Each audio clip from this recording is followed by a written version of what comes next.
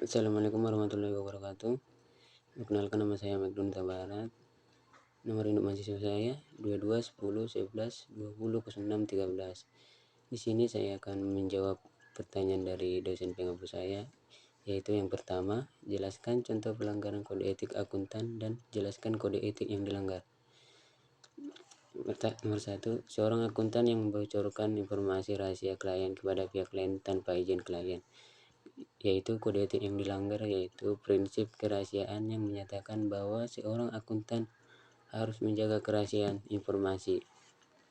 Yang nomor 2, dalam mendeteksi apakah pengendalian internal pada suatu perusahaan itu baik atau buruk, maka audit menggunakan alat bantu kertas kerja.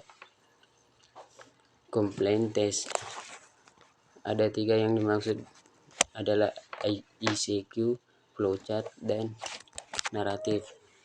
Coba kalian buatkan ICQ untuk pemeriksaan kas. ICQ untuk pemeriksaan kas yaitu yang pertama, pertanyaan, apakah perusahaan memiliki prosedur tertulis yang mengatur pengolahan kas?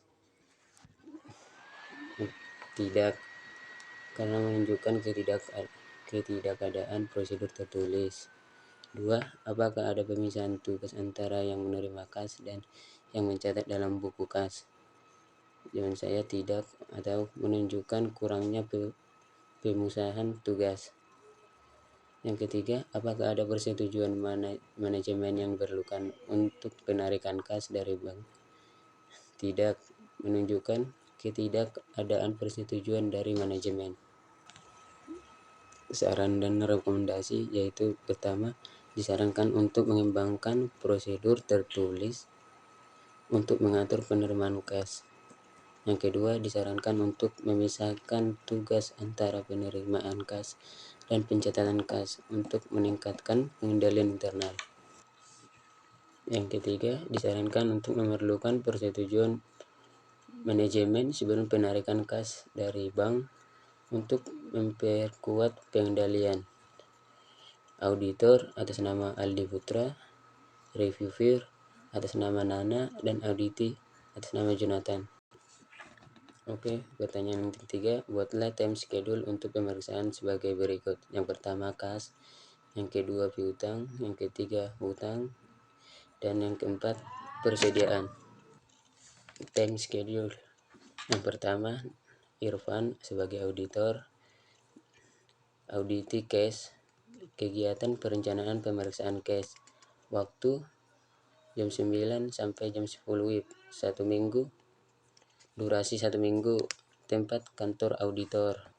Yang kedua, auditor Jordan, auditi piutang, kegiatan pengujian pengendalian internal piutang, waktu jam 10 sampai 10.30 WIB dengan durasi 2 minggu, tempat kantor auditor. Yang ketiga, atas nama Nura sebagai auditor, auditi hutang, kegiatan pengujian substantif hutang dengan waktu jam 8.03 sampai jam 10.30 WIB, durasi 2 minggu, tempat auditor.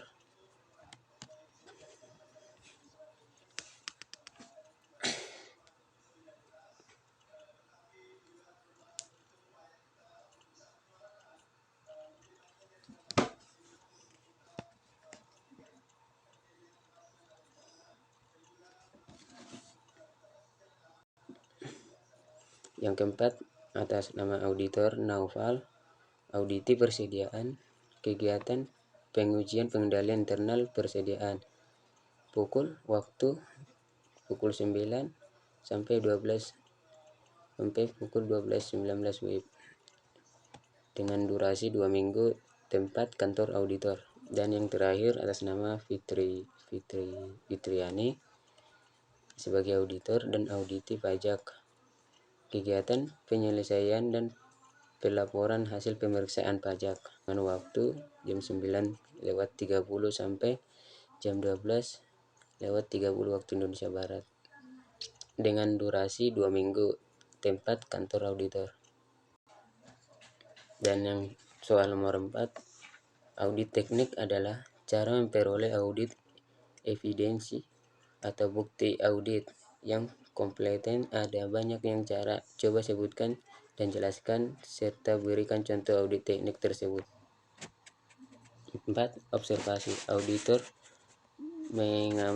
mengamati proses atau aktivitas yang sedang berlangsung dalam perusahaan untuk memastikan bahwa mereka sesuai dengan prosedur kebijakan yang telah ditetapkan. Contoh, mengamati proses di perusahaan atau pabrik untuk memastikan pengendalian kualitas dengan benar. Dan yang terakhir, gambarkan perbedaan antara akuntansi dan auditing. Perbedaan antara akuntansi dan auditing. Yang pertama, akuntansi yaitu yang transaksi, jurnal, buku besar, dan laporan keuangan. Sedangkan auditing justru sebaliknya, yaitu laporan keuangan, buku besar, jurnal, dan transaksi. Sekian dari saya, kurang lebihnya mohon maaf. Wassalamualaikum warahmatullahi wabarakatuh.